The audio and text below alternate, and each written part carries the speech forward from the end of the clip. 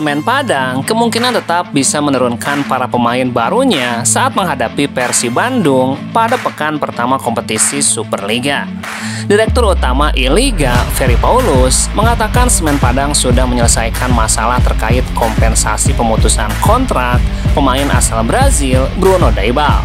Namun hingga Kamis pagi 7 Agustus, nama Semen Padang masih tercantum di daftar salah satu tim Indonesia yang terkena sanksi registrasi pemain di situs resmi FIFA. Soal itu, Ferry Paulus menjelaskan karena masalah teknis saja. Sebab website resmi FIFA biasanya butuh waktu beberapa hari untuk update. Iya, Semen Padang itu sudah menyelesaikan dan sudah juga disampaikan kepada FIFA bahwa portalnya itu di FIFA biasanya membutuhkan banyak hari. Tapi ada regulasi, ada ketentuan yang baru di FIFA, maksimal 4 hari kerja mereka ada yang namanya automatic clearance. Jadi harusnya automatic clearance ini beberapa hari ke depan akan beres seperti yang saya sampaikan minggu lalu.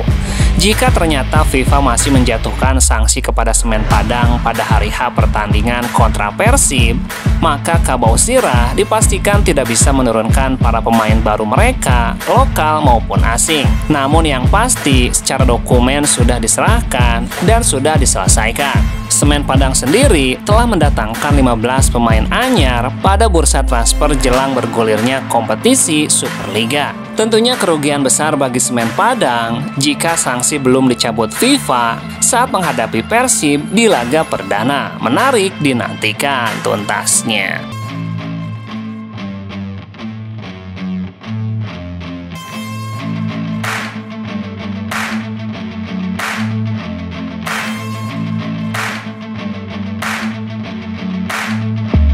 Persib Bandung akan memulai perjalanan mereka di Superliga dengan menjamu Semen Padang pada pekan pertama. Laga akan digelar di Stadion GBLA pada Sabtu 9 Agustus. Pertandingan ini bukan hanya menjadi penanda dimulainya musim baru bagi Persib Bandung, tapi juga momen spesial bagi sejumlah pemain anyar yang berpotensi melakoni debut kompetitif bersama tim. Salah satunya adalah William Marsilio, pemain asal Brazil itu menyatakan kesiapannya menghadapi laga perdananya di hadapan publik Bandung. Ia mengaku sudah tidak sabar untuk merasakan atmosfer pertandingan resmi bersama Persib. Saya merasa luar biasa dan sepenuhnya siap untuk pertandingan pertama melawan Semen Padang. Kami telah berlatih keras sebagai tim dan secara pribadi saya merasa kuat, fokus, dan bersemangat untuk akhirnya melangkah ke lapangan di hadapan para penggemar kami. Saya siap memberikan yang terbaik dan membantu tim memulai musim dengan kemenangan. Namun begitu, pemain bernomor punggung 10 ini menegaskan bahwa laga pembuka Superliga memiliki tensi dan nilai yang jauh berbeda dari laga uji coba yang sudah ia lakoni bersama Persib Bandung. Tapi sekarang berbeda. Ini Superliga, ini nyata, dan setiap poin itu sangat penting. Semen Padang akan datang dengan segalanya, tetapi kami fokus bermain di kandang. Dan siap menunjukkan identitas kami, pertandingan ini memiliki bobot yang berbeda. Ini adalah langkah pertama kami dalam perjalanan ini. William juga menyoroti pentingnya dukungan langsung dari Boboto yang diharapkan dapat memenuhi tribun GBLA. Menurutnya, semangat dari supporter mampu menjadi kekuatan tambahan yang bisa mengubah jalannya pertandingan. Energi yang terpancar dari penonton memberikan tekanan pada lawan dan terus mendorong kami untuk maju. Rasanya berbeda untuk pertandingan Liga pertama ini. Kami membutuhkan kekuatan itu lebih dari sebelumnya. Ketika para penggemar bersama kami menjadi semakin kuat. Mari kita penuhi stadion dan ciptakan sejarah bersama sejak babak pertama tuntasnya.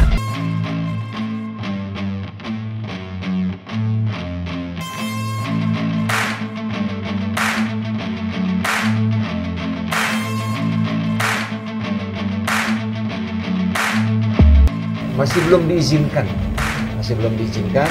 jadi lebih ekstrimnya masih seperti yang lalu, ruang atau izin perusahaan. Tetapi di pertandingan terakhir, flare lah apa, dan yang lebih parah lagi pada waktu pertandingan yang disaksikan oleh delegasi dari FIFA di penutupan di Bandung, itu bahkan rumput dihancurkan dan sebagainya.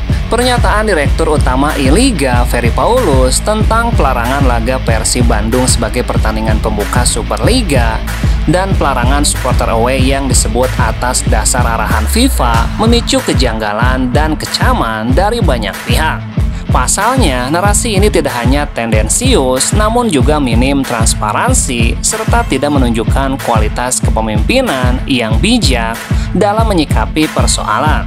Jika sepak bola adalah panggung, maka Ferry Paulus tampaknya cukup piawai memainkan peran sebagai penulis naskah sekaligus sutradara. Cara penyampaian Ferry ke media seolah lebih ingin menciptakan kegaduhan daripada menjelaskan solusi.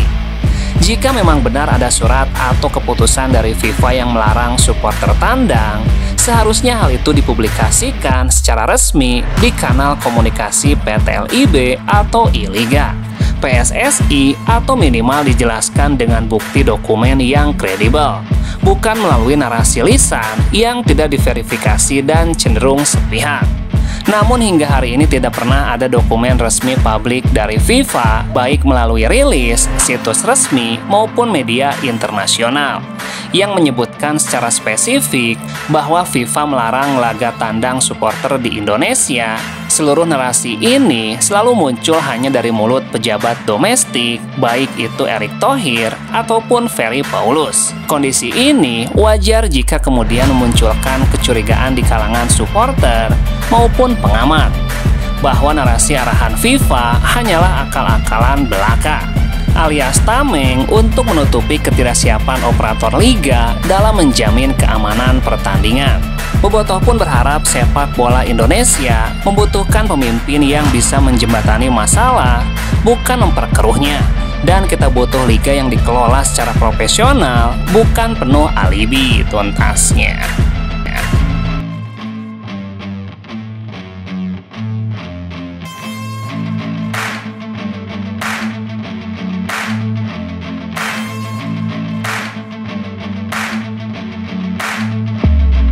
I-Liga atau yang dulu bernama PT LIB, operator kompetisi Superliga dan pemegang hak siar, berjanji akan memperbaiki kualitas siaran langsung pertandingan secara terestrial maupun streaming. Salah satu langkah untuk memperbaiki kualitas siaran langsung pertandingan Superliga, I-Liga menggandeng BUMN PT Telkom.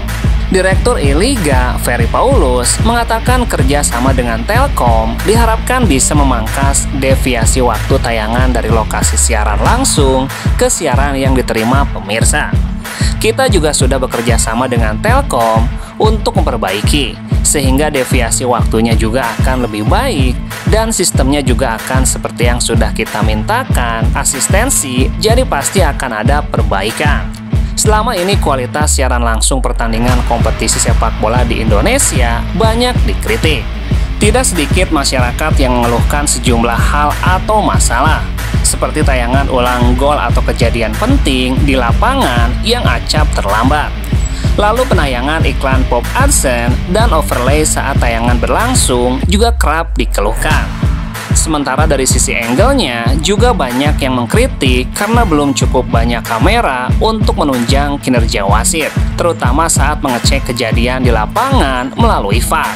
Dengan menggandeng Telkom, kita akan mencoba memperbaiki semua kekurangan tersebut dan mengurangi masalah-masalah yang dikeluhkan masyarakat. Kompetisi Superliga sendiri rencananya akan digelar mulai Jumat 8 Agustus dengan menghadirkan 3 laga, yakni Borneo menghadapi Bayangkara FC, PSM Makassar menghadapi Persijap Jepara, dan pembukaan Superliga di laga Persebaya menghadapi PSIM Yogyakarta tuntasnya.